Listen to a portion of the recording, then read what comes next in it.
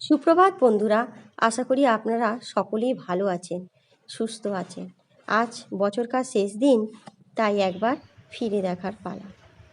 আপনারা সকলেই অবগত আছেন যে আমাদের দোকানের নাম রাজলক্ষ্মী ইলেকট্রিক অ্যান্ড ডেকোরেটার্স।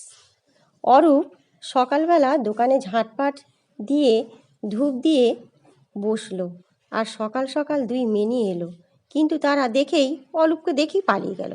আজ বছরকার শেষ দিন, তাই অরূপের মেনিকে বড্ড মনে পড়ছে। বলে উঠল, আই মিস ইউ মেনি। এই মন খারাপটা আপনাদের সঙ্গে শেয়ার করতে চলে এসেছি, যাতে অরূপের মনটা একটু স্বাভাবিক হয়। সেটা তো আমি বলতে পারবো না, ওই বলতে পারবে। তবুও আপনাদের সঙ্গে শেয়ার করতে চলে এলাম। ঘটনাক্রমে অরূপ একদিন বাড়িতে ব্রেকফাস্ট করতে এসছে। হঠাৎ বলে উঠল, জানো, মেনি আমার একটা বড় মাছের পিস নিয়ে চলে গেছে। আমি বললাম, মানেটা কি?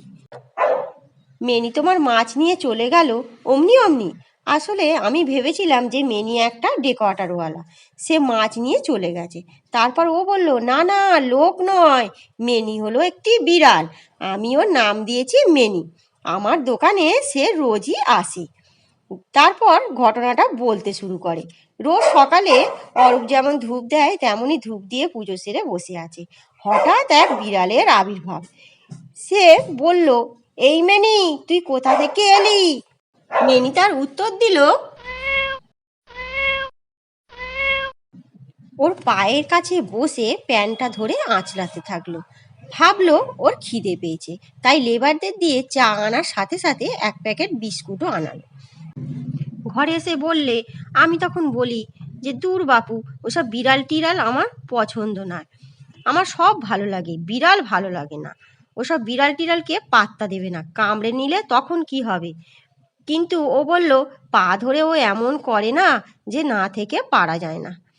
তো ঘটনাক্রমে আমি একদিন ভারী ব্যাগ নিয়ে টেকার স্ট্যান্ড থেকে বাড়িতে আসছিলাম। কোনো ক্রমে দোকান পর্যন্ত এলাম, তারপরে আর আসতে পারছিলাম না। অরূপকে ফোন করলাম যে তুমি একটু গাড়ি নিয়ে আসবে। ও বলল, আমার একটু দেরি হবে, আমি যাচ্ছি। তো ও এলো।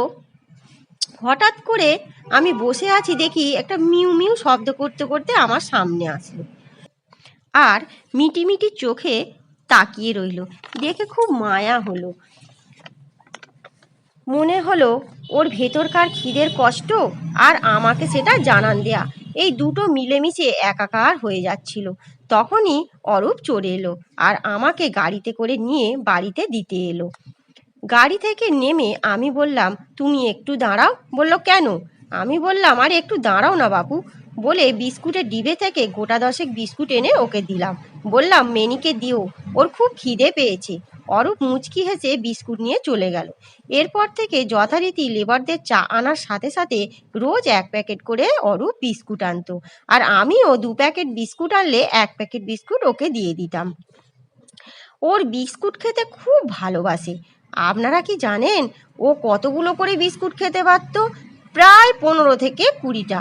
ওই এক রক্তি খুদে একটুখানি মেনি অতগুলো যে বিস্কুট খেতে পারে শুনেই আমি অবাক হয়ে গেলাম।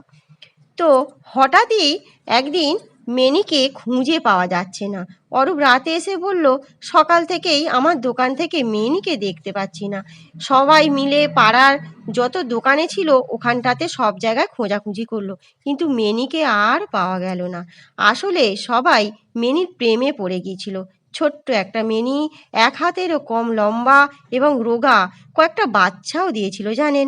কিছুদিন পর একটা দোকান থেকে দুর্গন্ধ পাওয়া যাচ্ছিল, তো সেখানে গিয়েই মেনির খোঁজ মিলল, কিন্তু মেনি তখন আর নেই।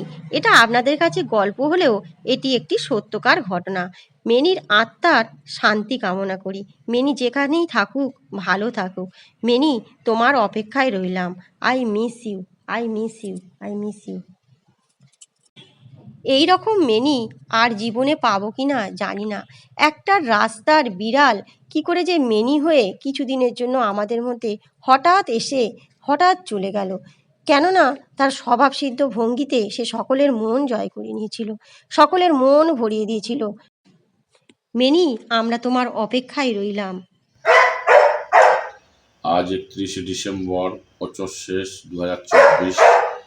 এই 24 সালে আমার মিনিকে আমি হারিয়ে ফেলেছি, কিন্তু সেই হারিয়ে যাওয়ার স্মৃতিটাকে আগলে রাখার জন্য আবার নতুন বছরে আমি সেটাকে মনে রাখতে চাই।